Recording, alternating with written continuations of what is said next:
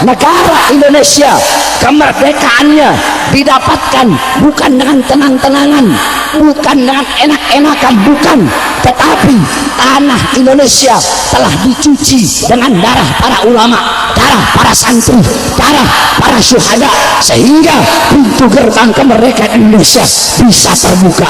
Saudara-saudara, suara-suara apa yang membuat musuh mundur?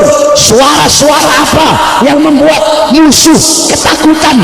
Tidak ada suara yang bisa membuka gerbang kemerdekaan Indonesia kecuali suara Allahu Akbar.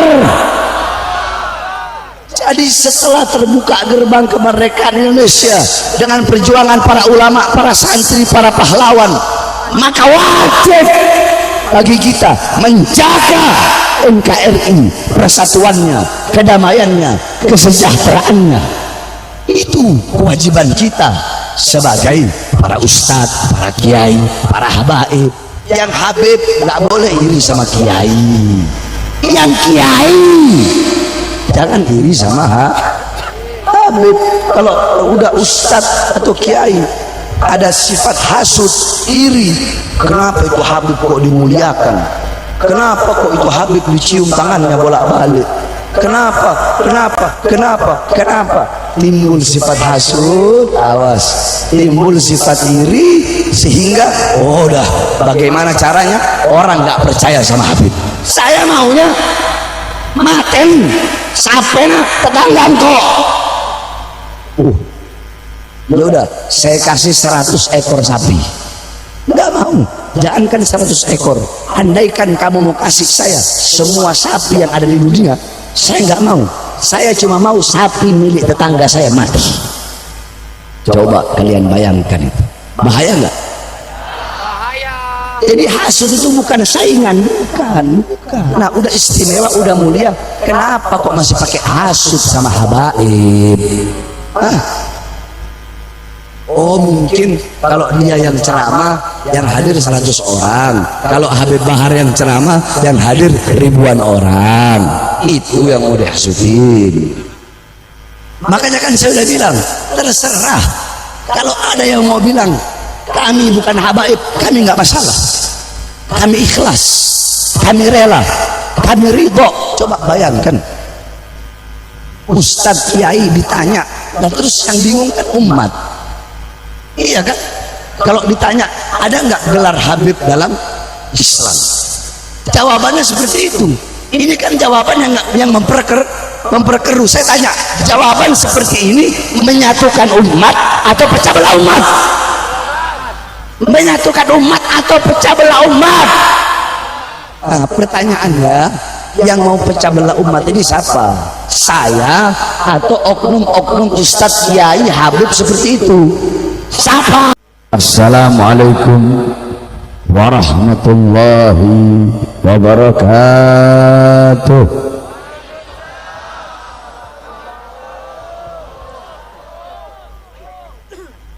Alhamdulillah, alhamdulillahil qawi sultanuh, al-wadihil burhanuh, al-mabsut fil wujud karamuhu wa ihsanuh. Allahumma salli wa sallim wa barik wa karrim wa azzim ala nuril anwar wa sirril asrar wa tiryakil akhyar wa miftahi babil yasar sayyidina wa maulana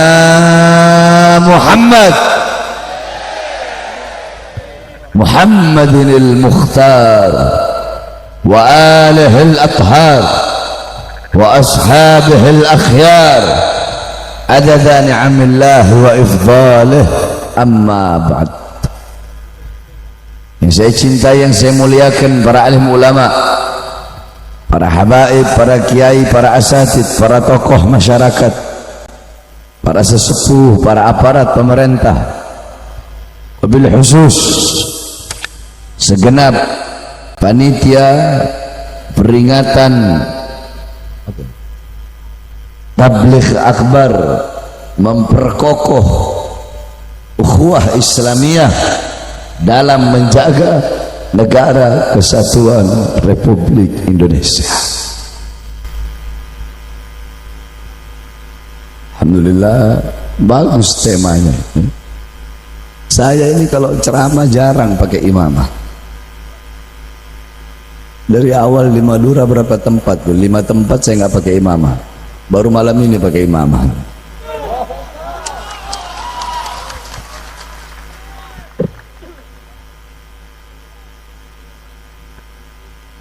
Alhamdulillah, segala puji dan syukur kembali kepada Allah Subhanahu wa ta'ala. Dialah Allah Subhanahu wa ta'ala yang maha besar. Yang besar selain Allah kecil. Dialah Allah Subhanahu wa ta'ala yang maha kaya. Yang kaya selain Allah miskin. Dialah Allah yang maha berkuasa selama-lamanya. Yang berkuasa selain Allah kadang berkuasa dan kadang tidak berkuasa. Dialah Allah yang maha kuat, yang maha perkasa. Yang kuat selain Allah, yang perkasa selain Allah lemah. Dialah Allah yang maha tahu. Yang tahu selain Allah adalah pencari pengetahuan. Dialah Allah yang maha berilmu. Yang berilmu selain Allah adalah pencari ilmu. Dialah Allah yang dimana kedekatan hamba dengannya tidak akan membuat hamba itu setara dengannya. Jauhnya hamba darinya tidak akan menjadi dinding penghalang yang membatas antara dirinya dengan hamba. Dialah Allah yang maha melihat. Yang melihat selain Allah buta terhadap warna-warna yang jauh, warna-warna yang tidak tampak, bentuk-bentuk warna zat wujud yang tersembunyi. Dialah Allah yang maha mendengar. Yang mendengar selain Allah tuli terhadap suara-suara yang jauh, dan suara-suara yang dekat akan menulikannya. Dialah Allah yang dimana seluruh alam semesta diliputi dengan keagungan, kebesaran, kemuliaan dan keluhurannya. Dialah Allah yang maha hidup. Yang hidup selain Allah pasti akan mati. Yang ada selain Allah pasti akan tiada. Yang wujud selain Allah pasti akan binasa.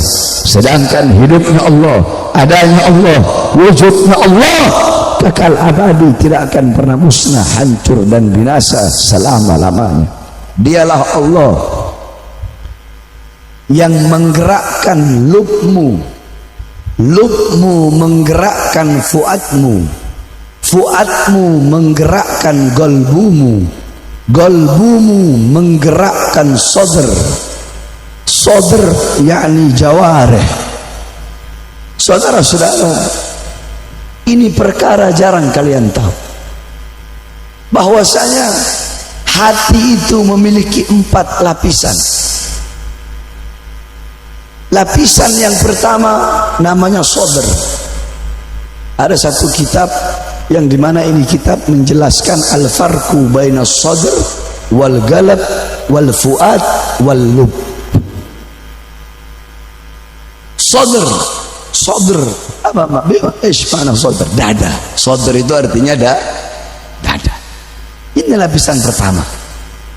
Wallahu alimun bidzatis sudur. Allah yang mengetahui hal-hal yang berada di balik dada, sehingga sodr bisa diartikan hati. Itu lapisan pertama. Lapisan kedua namanya galab, atau kita sebut hati. Kenapa disebut hati? Summiyal qalbu bil qalbi litaqallubihi. Hati itu dinamakan qalbu litaqallubihi karena sering berubah-ubah. Ayo semuanya yang hadir di sini sama-sama kita ngaji. Saya nggak ceramah, anggap aja ini lagi ngaji. Ikuti saya. Bismillahirrahmanirrahim. Summiyal qalbu bil qalbi litaqallubihi. Hati itu dinamakan kolbu karena sering berubah-ubah. Jadi hati itu dinamakan kolbu dari kata taqallub yang bermakna berubah-ubah. Hati kan sering berubah-ubah, kadang imannya naik, kadang imannya kuat, kadang imannya lemah. Kadang hati senang bahagia, kadang susah menderita. Kadang hati mendorong mata untuk menangis, hati juga yang mendorong mulut untuk tertawa, tersenyum. Makanya dinamakan hati. Itu lapisan kedua, faham? Nah, di dalam hati ada lagi namanya fuad. Summiyal fuadu bil fuadi li'annahu al-fuwadin. Hati yang paling dalam itu dinamakan fuad karena memiliki 1000 lembah. Sama-sama. Bismillahirrahmanirrahim. Summiyal fuadu bil fuadi li'annahu al-fuwadin. Hati yang paling dalam dinamakan fuad karena fuad itu memiliki 1000 lembah. Dada, sodr, terus habis dada apa? Hati. Kenapa dinamakan hati? Jawab. Karena sering. Nah, di dalam hati ada lagi namanya fuad. Kenapa dinamakan fuad? Karena memiliki 1000 lembah kebahagiaan, lembah kesengsaraan, lembah kekuatan, lembah kelemahan, lembah kebaikan, lembah keburukan, lembah kejahatan, lembah kebagusan, lembah kekerasan, lembah kelembutan. Maka dinamakan fuad.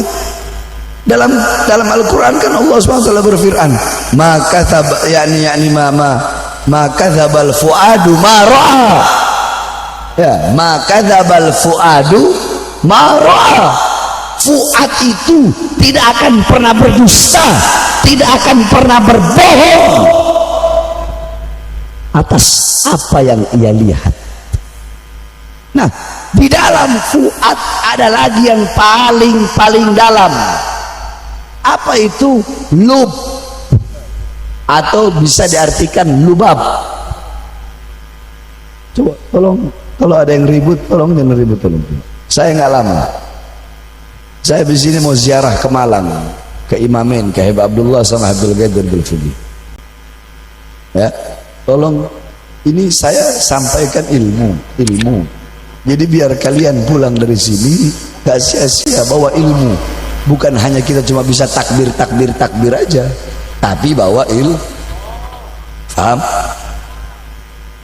Nah, nah, dialah Allah yang menggerakkan lubmu, sehingga lub menggerakkan fuadmu, fuadmu menggerakkan hatimu, hatimu menggerakkan langkahan kakimu dari rumah menuju ke majlis, menuju ke tempat ini, menuju ke perkumpulan ini, yang dimana tempat ini menjadi tempat turunnya rahmat, tempat turunnya berkat, tempat turunnya hidayah, tempat turunnya maghfirah.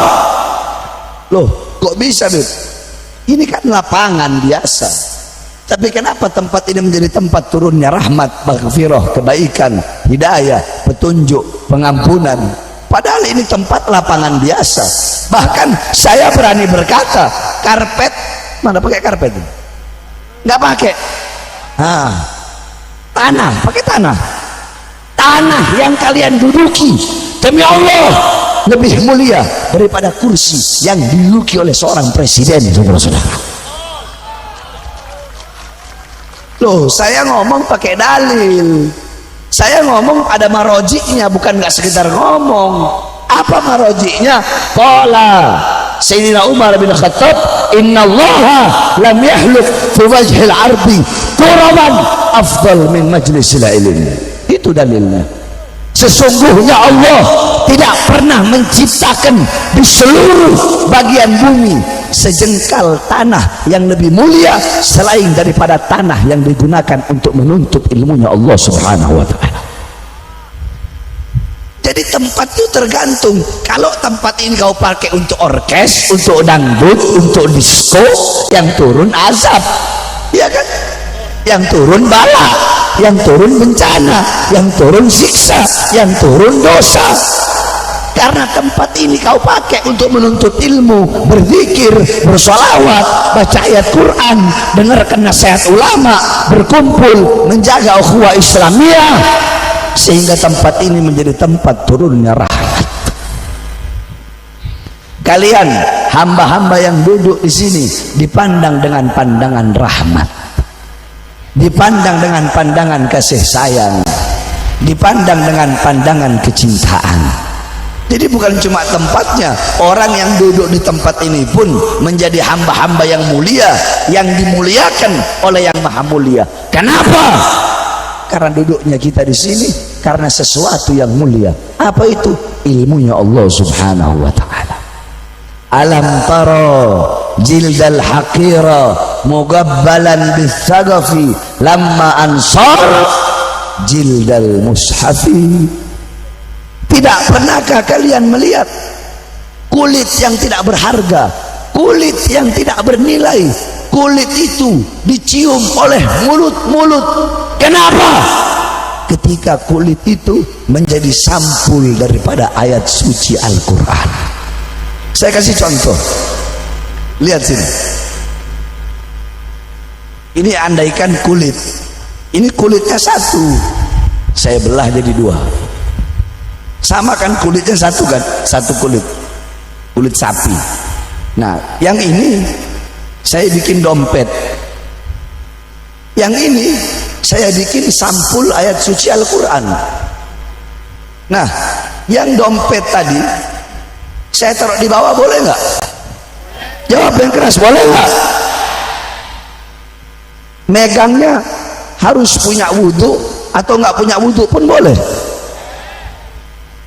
Saya mau buang, boleh nggak? Saya mau lempar, boleh nggak? Sekarang saya tanya, yang satunya yang menjadi sampul ayat suci Al-Quran, boleh nggak saya taruh di bawah? Boleh nggak saya pegang nggak punya wudhu? Harus ditaruh di tempat yang tinggi, harus dimulia. Kulitnya sama nggak?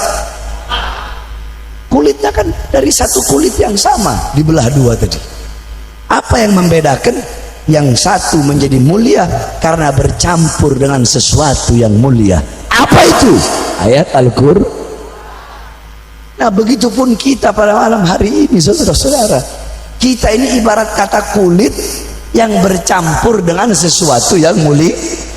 Siapa itu? Ya beliau-beliau nih, para ulama, para ustadz, para kiai. Solawat yang dibacakan, yang dilantunkan, ayat-ayat Al-Quran, tahlil, tahmid, tasbih, takbir, tamjid, ilmu, itu sesuatu yang mulia yang bercampur dengan kita pada malam hari ini, sehingga kita pun ikut menjadi mulia. Faham? Faham? Jadi hamba-hamba yang hadir pada malam hari ini adalah hamba-hamba pilihan Allah Subhanahu wa ta'ala. Hamba-hamba yang Allah gerakkan lubnya, lub menggerakkan. Allah gerakkan lubnya, lub menggerakkan fuadnya, fuad menggerakkan hatinya, hatinya menggerakkan langkahan kakinya untuk duduk di majlis ilmu yang penuh dengan keberkahan ini. Saudara-saudara sekalian yang dimuliakan oleh Allah Subhanahu wa ta'ala, dalam Al-Quran Allah Subhanahu wa taala berfirman, innamal mu'minuna ikhwatun fa aslihu baina akhawaykum wattaqullah la'allakum turhamun. Allah Subhanahu wa taala berfirman, sesungguhnya ya, innamal mu'min, sesungguhnya seorang mukmin, innamal mu'minuna, sesungguhnya seorang mukmin ya, ikhwatun, itu adalah saudara. Mukmin dengan mukmin lainnya itu adalah saudara. Muslim dengan muslim lainnya itu adalah saudara. Fa aslihu, maka perbaikilah, maka perbaguslah, maka damaikanlah baina akhawaikum, di antara dua saudara kalian. Yakni kalau ada yang terpecah belah antara sesama mukmin, damaikanlah, baguskanlah, jangan malah memperkeruh, jangan malah engkau memperpecah belah. Karena apa? Karena umat Islam, umat mukmin itu satu saudara. Sampai-sampai Rasulullah mengatakan, kalbunyan, al-mu'min lil mu'min kalbunyan yashuddu ba'duhu ba'dan.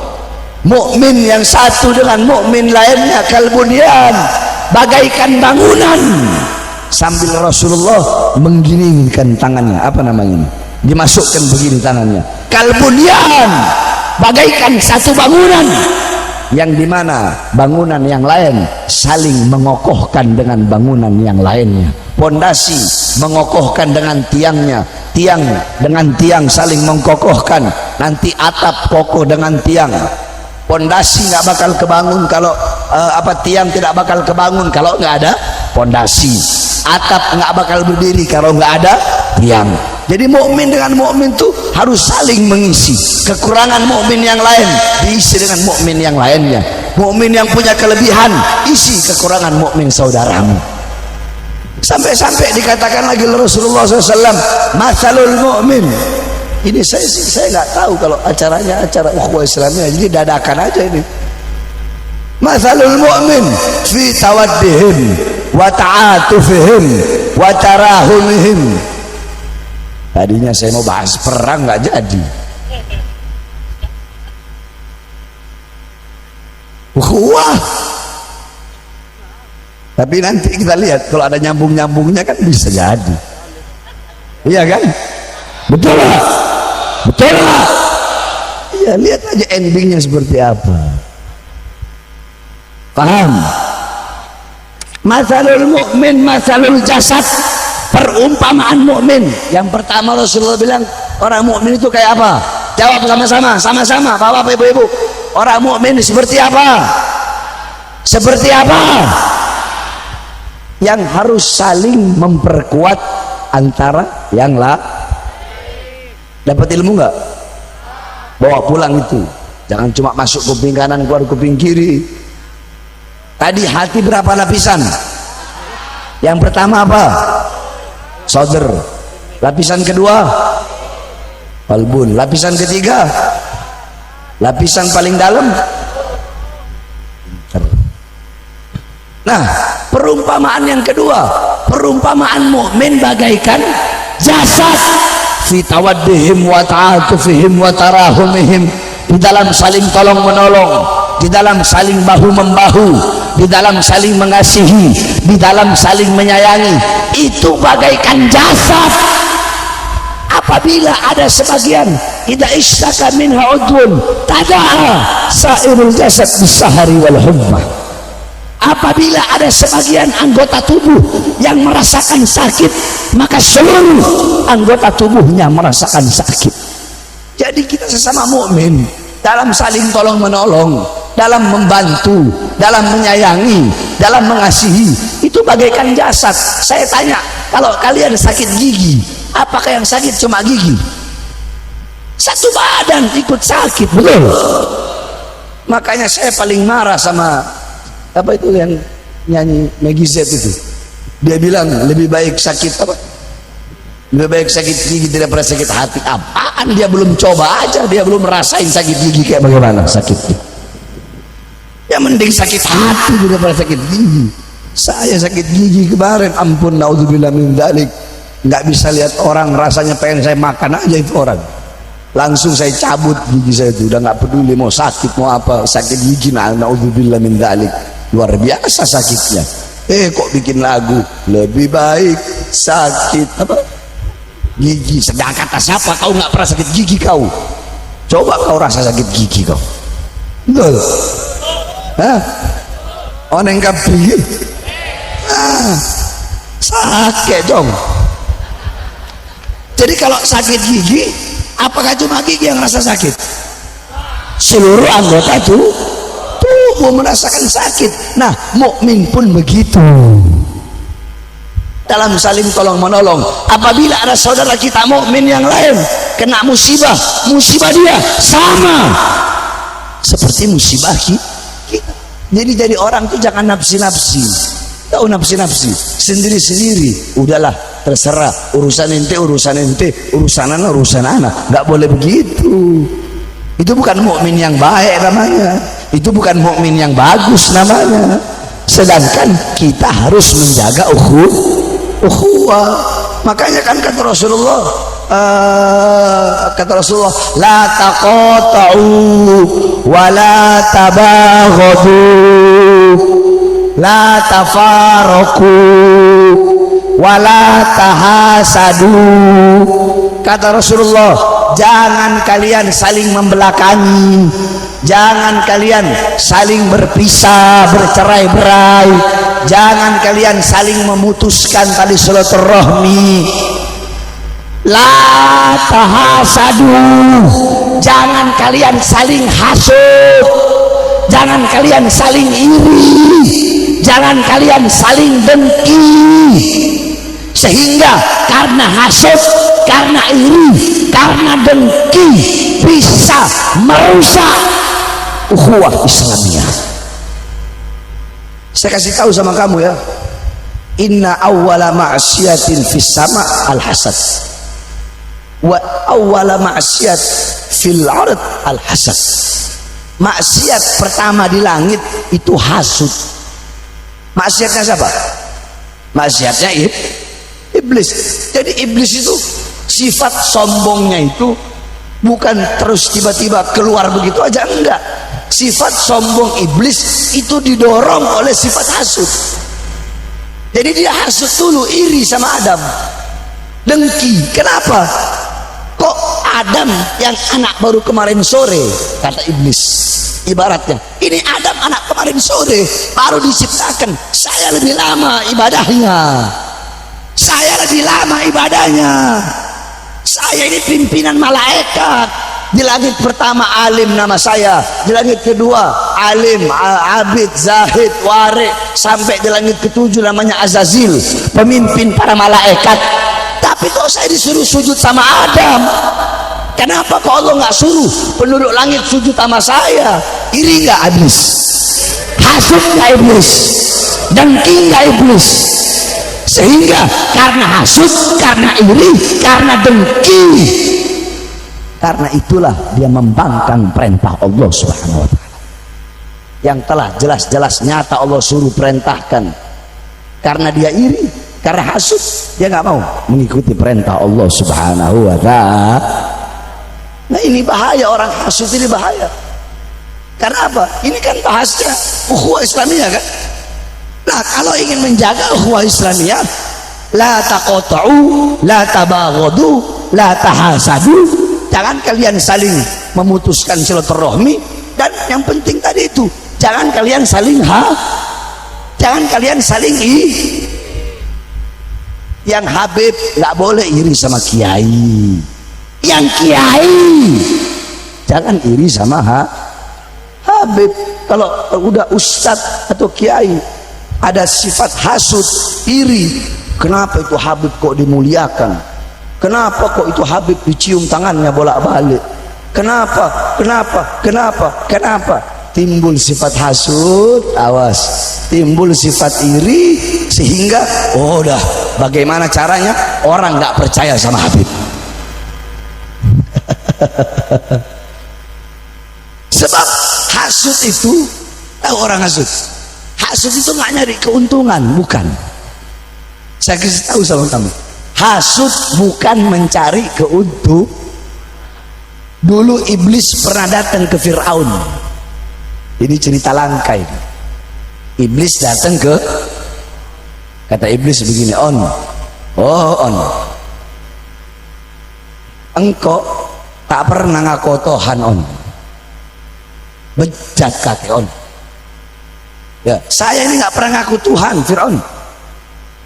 Kok bisa kamu lebih bejatnya kamu ngaku Tuhan? Saya manusia paling laknat, nggak pernah ngaku Tuhan. Kamu kok bisa-bisanya ngaku Tuhan? Fir'aun ngomong, iblis ya? Bede apa enggak bede apa enggak orang lebih enak dari kita berdua. Paham ya? Ada enggak yang lebih hina dari kita, yang lebih bejat dari kita? Kata iblis sama Allah. Iblis bilang ada. Saya punya tim sukses, kata iblis. Tim sukses untuk apa? Tim sukses untuk menyesatkan manusia. Nah, kalau ini orang berhasil menyesatkan manusia, maka aku beri dia hadiah. Satu waktu dia berhasil, maka aku datang, aku bilang, kamu mau hadiah apa? Ternyata ini orang-orang hasud. Dia bilang, saya cuma pengen satu, sapi milik tetangga saya mati. Sapi milik tetangga saya kenapa? Karena sapi milik tetangganya lebih gemuk, lebih sehat, lebih seger, lebih besar dari sapi milik dia. Jadi dia hasud. Iblis bilang, waduh, kalau urusan mati itu urusan Allah. Udah begini aja, saya kasih kamu 10 ekor sapi. Tak mau, engkau tak mau. Saya maunya maten sapena tetangga engkau. Ya udah, saya kasih 100 ekor sapi. Nggak mau, jangankan 100 ekor. Andaikan kamu mau kasih saya semua sapi yang ada di dunia, saya nggak mau. Saya cuma mau sapi milik tetangga saya mati. Coba kalian bayangkan itu, bahaya nggak? Jadi hasud itu bukan saingan, bukan. Contoh, siapa? Ini Ustadz dua nih, dia dagang. Yang ini dagang buah, yang ini dagang buah. Nah, yang ini siapa antum namanya? Ustadz Ahmad Fawaid ini yang beli banyak. Yang beli banyak. Nah, si Ustadz ini kalau dia nggak hasud, dia lihat, kok banyak pembelinya. Bagaimana caranya pembeli saya juga bisa banyak? Itu bukan hasud namanya, tapi bersaing. Itu bukan Kalau dia hasud, bagaimana caranya tokonya si Fawaid rusak, tokonya hancur, pembelinya nggak ada? Itu namanya hasud. Paham nggak? Bisa bedain ya? Jadi orang hasud itu dia ingin kenikmatan, keistimewaan yang ada dalam diri orang-orang yang dia hasuti hilang. Itu namanya orang hasud. Nah, hasud ini memperpecah belah ukhuwah ini. Mulai timbul, saya perhatikan ya, ustadz-ustadz yang hasud sama habaib, naudzubillah min dzalik. Di Madura ada di Madura ada, alhamdulillah. Oh, ada kong dua melor abu dalam malor. Semua itu Allah beri kemuliaan masing-masing. Ulama kurang mulia apa coba? Jadi ustadz, jadi habaib, jadi ustadz, jadi kiai, kurang mulia apa?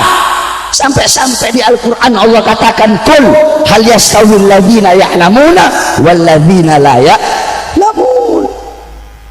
Para ulama pewaris Nabi, pewaris keilmuan Nabi, penyambung lidah Nabi, memiliki kemuliaan dan keutamaan yang luar biasa. Sampai-sampai di akhirat Allah berikan 700 derajat kepada para ustadz, para kiai. Ma baina darajataini masiratu khamsami'ati am. Di antara satu derajat dengan derajat yang lain jaraknya 500 tahun perjalanan kaki. Istimewa enggak? Istimewa enggak? Mulia enggak? Nah, udah istimewa, udah mulia, kenapa kok masih pakai hasud sama habaib? Hah? Oh, mungkin kalau dia yang ceramah yang hadir 100 orang, kalau Habib Bahar yang ceramah yang hadir ribuan orang, itu yang mau dihasutin. Hasud ini memperpecah belah ukhuwah Islamiyah. Ya. Jadi kalau ingin menjaga ukhuwah Islamiyah, maka jangan sampai ada sifat hasud di dalam hati kita kepada saudara-saudara semukmin, saudara-saudara seiman. Ayo sama-sama kita jaga ukhuwah Islamiyah, sesama umat Islam, sesama umat yang beriman. Saya wasiatkan mulai sekarang, ini temanya, memperkokoh ukhuwah Islamiyah dalam menjaga negara kesatuan Republik Indonesia. Saya sampaikan, negara Indonesia kemerdekaannya didapatkan bukan dengan tenang-tenangan, bukan dengan enak-enakan, bukan, tetapi tanah Indonesia telah dicuci dengan darah para ulama, darah para santri, darah para syuhada, sehingga pintu gerbang kemerdekaan Indonesia bisa terbuka. Saudara-saudara, suara-suara apa yang membuat musuh mundur? Suara-suara apa yang membuat musuh ketakutan? Tidak ada suara yang bisa membuka gerbang kemerdekaan Indonesia kecuali suara Allahu Akbar. Jadi setelah terbuka gerbang kemerdekaan Indonesia dengan perjuangan para ulama, para santri, para pahlawan, maka wajib bagi kita menjaga NKRI, persatuannya, kedamaiannya, kesejahteraannya. Itu kewajiban kita sebagai para ustadz, para kiai, para habaib. Jangan. Jadi kalau mau menjaga ukhuwah, saya kasih tahu, ini kan temanya ukhuwah kan, mau menjaga ukhuwah untuk NKRI. Saya tanya, mau? Mau? Bukan dimulai dari rakyat, bukan dimulai dari umat, bukan dimulai dari pejabat, tapi dimulai dari para ulama. Sebab kenapa? Imam Ghazali bilang, fasadur ra'iyah bifasadil muluk. Rakyat rusak itu karena rusaknya para pejabat. Wa fasadul muluk bifasadil ulama. Pejabat rusak karena rusaknya para ulama. Jadi nggak bisa, jangan harap kita bisa bersatu kalau ustadz sama ustadz masih saling berantem, kiai sama kiai saling berantem, habib sama habib saling berantem, ustadz sama habib saling berantem, kiai sama habib saling berantem, gontok-gontokan, hasut-hasutan, hina-hinaan, caci-cacian, maki-makian. Jangan harap Indonesia bakal aman, bakal bersatu ukhuwah Islamiyah kalau tidak dimulai dari para ulama-ulamanya. Makanya kan saya udah bilang, terserah kalau ada yang mau bilang kami bukan habaib, kami nggak masalah, kami ikhlas, kami rela, kami ridho. Kenapa? Sebagaimana kakek kami Imam Hasan, ketika beliau diangkat menjadi khalifah, Sayyidina Ali wafat.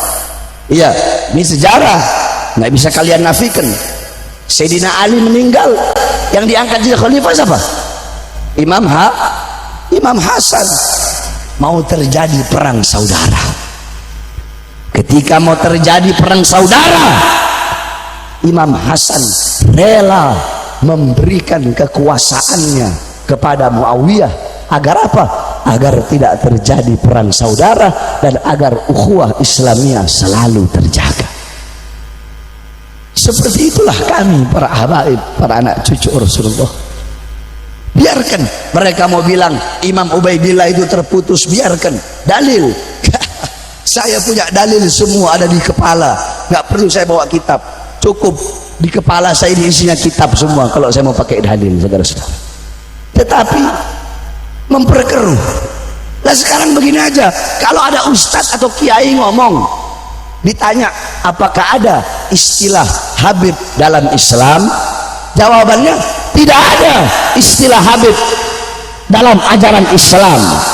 Yang ada Habib itu adalah gelar, Habib itu adalah gelar bagi orang-orang Yahudi dan orang-orang Nasrani yang mengaku sebagai Habibullah. Coba bayangkan, Ustadz Kiai ditanya, nah terus yang bingung kan umat, iya kan? Kalau ditanya ada nggak gelar Habib dalam Islam, jawabannya seperti itu. Ini kan jawaban yang memperkeruh. Saya tanya, jawaban seperti ini menyatukan umat atau pecah belah umat? Menyatukan umat atau pecah belah umat? Kalau saya mau jawab, ya Rabbi, innallaha yuhibbul muhsinin, innallaha yuhibbut tawwabin, innallaha yuhibbul kada, innallaha yuhibbul kada. Yuhib al-habib bimakna al-mahbub wal muhib. Habib itu artinya dicintai dan mencinta. Allah cinta kepada orang-orang yang baik, berarti orang yang baik itu secara lafaz dia Habib. Allah mencintai orang-orang yang bertaubat, berarti orang yang bertaubat itu adalah Al-Quran. Dalam hadis kan dia bilang Islam, berarti Islam seluruh Al-Quran, hadis, ijma, kias, nggak ada. Padahal jelas-jelas dalam hadis, ja'a ilayya Jibril faqala Jibril ya Muhammad innallaha ukri'uka salam faqala ya habibi. Kata Rasulullah, datang kepadaku Jibril. Jibril berkata, wahai Muhammad, Allah ucapkan salam untukmu.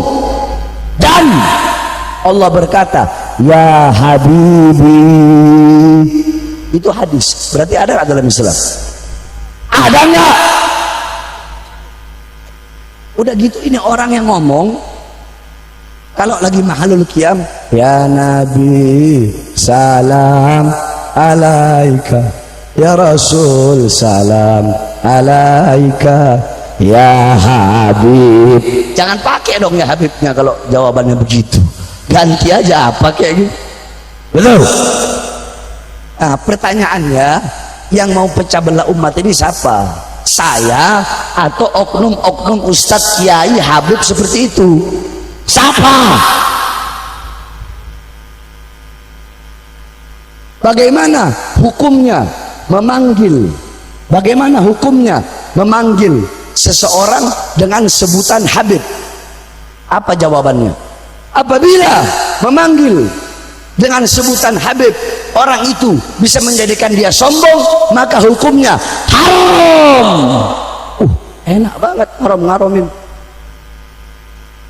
Yakni jadi orang tuh coba tawarru anil fitya, berhati-hati dalam berfatwa, berhati-hati dalam mengeluarkan ijtihad, pendapat. Kalau kasih jawaban yang tawazzun di tengah.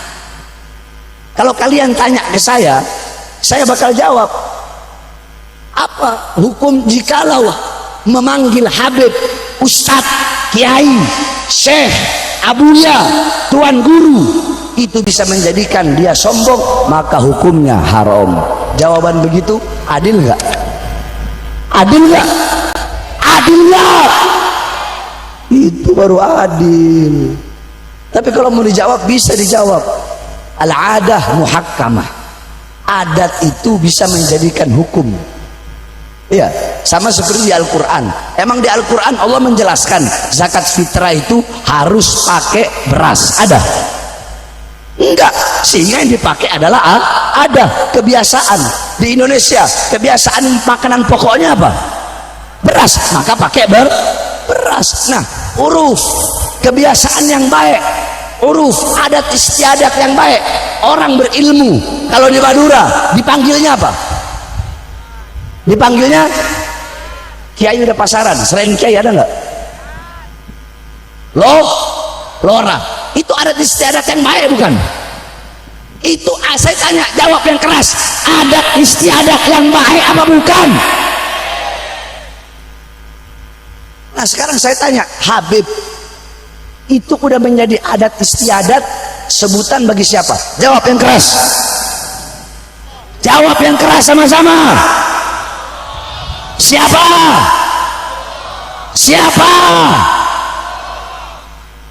Terus kok bisa dibilang seperti itu? Nah oknum-oknum seperti inilah yang memperpecah belah ukhuwah Islami.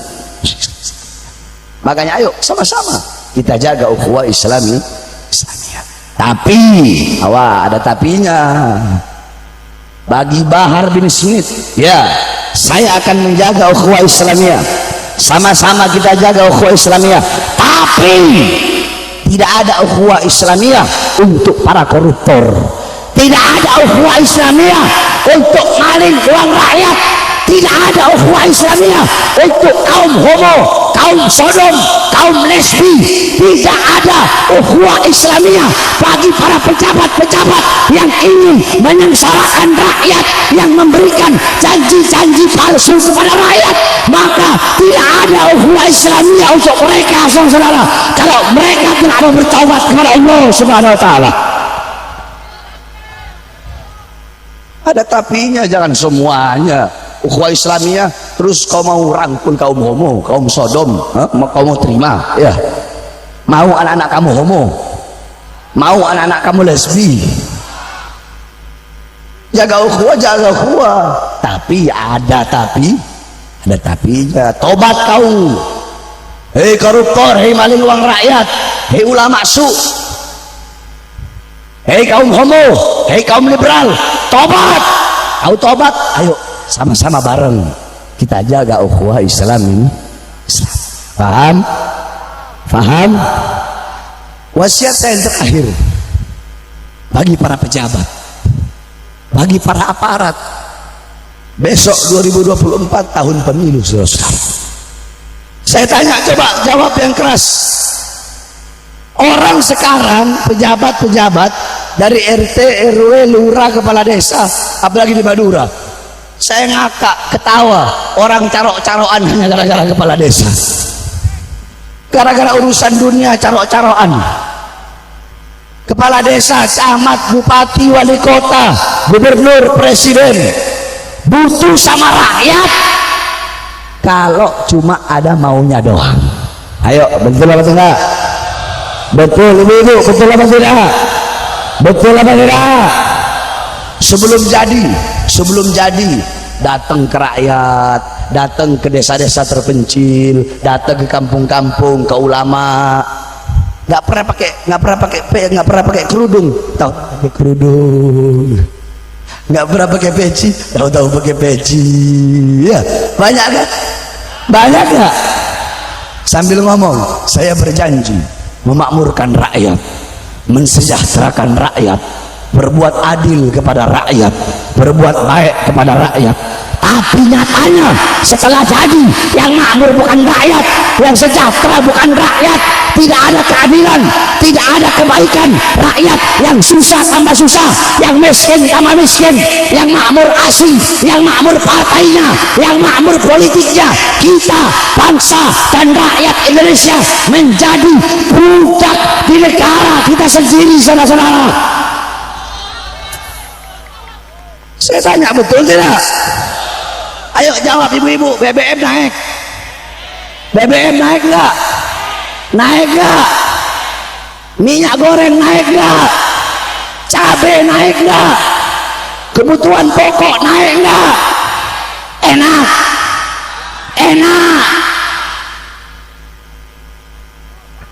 Makanya saya sampaikan, kalian para pejabat, para aparat, ya, jangan mentang-mentang punya kekuasaan terus memandang kami rakyat sebelah mata. Jangan, betul. Saya sampaikan, kalian jadi pejabat karena kami rakyat. Jawab yang keras. Pakaian yang mereka pakai dari hasil siapa? Dari hasil siapa? Kurang keras, dari hasil siapa? Mobil dinas yang mereka pakai dari siapa? Rumah dinas mereka dari siapa? Senjata mereka dari siapa? Tank mereka dari siapa? Dari kami rakyat. Kami ibu kandung kalian, maka kalian jangan semena-mena kepada kami, bangsa dan rakyat Indonesia. Kenapa? Karena kami adalah ibu kandung kalian, dan kami bangsa dan rakyat tidak akan tinggal diam kalau terus-terusan ditindas. Kami akan tegak berdiri melawan kezaliman kalian sampai titik darah penghabisan, saudara-saudara. Allahu Akbar. Allahu Akbar. Allahu Akbar. Saudara-saudara, bagi kita NKRI harga mati, betul? Pancasila harga mati, betul? Garuda harga mati, betul? Bhinneka Tunggal Ika harga mati, betul? Tapi ingat, Indonesia, Garuda, NKRI, Pancasila bukan milik partai politik manapun, betul? Indonesia bukan milik PDI, bukan milik Gerindra, bukan milik PKB, bukan milik P3, bukan milik Demokrat, bukan milik Golkar, bukan milik Nasdem, bukan milik PKS, bukan milik para pejabat, bukan milik partai manapun, politik manapun, kekuasaan manapun, tapi Indonesia, Garuda, NKRI, Merah Putih, milik kami, milik kita, bangsa dan rakyat Indonesia. Maka wajib bagi kita untuk memperjuangkan sampai titik darah penghabisan. Jangan berhenti sampai mati, jangan mundur walaupun kalian harus hancur, saudara-saudara. Allahu Akbar. Allahu Akbar. Saya berkali-kali keluar masuk penjara. Kenapa? Saya penjahat. Penjahat, koruptor, bandar narkoba, pembunuh. Kenapa? Karena yang saya bela rakyat. Saya melawan kezaliman, melawan ketidakadilan. Saya tidak pernah kapok, tidak pernah capek, saudara-saudara. Walaupun saya terpisah dengan anak istri saya selama bertahun-tahun, ada saya capek, ada saya kapok, ada saya terima uang dari pejabat, ada saya bisa disuap, ada saya bisa dibeli. Nggak ada. Bahar bin Smith tetap Bahar bin Smith. Tidak ada kata kapok. Selama kedua mata saya, demi Allah, selama kedua mata saya masih terbuka melihat kesengsaraan rakyat, rakyat yang susah, rakyat yang menderita, rakyat yang kelaparan, rakyat yang kehausan, rakyat yang ditipu, rakyat yang dibohongi, maka selama itu Bahar bin Smith tidak akan pernah tunduk. Bahar bin Smith tidak akan pernah diam. Jangankan hanya di penjara atau diancam atau di apapun, nyawa saya, jiwa saya, darah saya murah harganya untuk bangsa dan rakyat Indonesia, saudara-saudara. Allahu Akbar. Allahu Akbar. Allahu Akbar. Maka saya tanya semua masyarakat Pamekasan Madura, siap sama-sama berjuang untuk Indonesia, siap menjaga ukhuwah Islamiyah. Kita yang muslim ada namanya ukhuwah Islamiyah, disatukan dengan keislaman.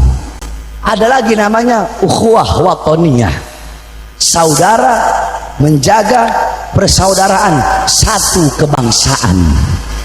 Siapa itu? Saudara-saudara kita yang Kristen, yang Buddha, yang Hindu, yang Katolik, walaupun bukan Islam, tapi mereka saudara kita. Saudara apa? Saudara sebangsa, saudara setanah air. Kita yang muslim disatukan dengan agama, tetapi Indonesia terdiri dari berbagai suku, berbagai ras, berbagai warna kulit. Intinya apapun sukunya, apapun rasnya, apapun warna kulitnya, yang Islam disatukan dengan Islam, yang bukan Islam, yang Kristen, Buddha, Hindu, Katolik, kita disatukan dengan satu kata. Apa itu? Indonesia. Oleh karenanya sama-sama kita bersatu menjaga ukhuwah Islamiyah. Kalau umat Islam bersatu, maka tidak akan pernah dikalahkan. Sebab kenapa? Inna yadallah ma'al jamaah. Pertolongan Allah ada di dalam persatuan. Saya tanya, lidi, ada 1000 batang lidi, kalau dipisah-pisah, dicopot satu-satu, putus gak itu lidi? Tapi kalau 1000 lidi digabungin jadi satu, susah, bisa, atau gampang untuk susah.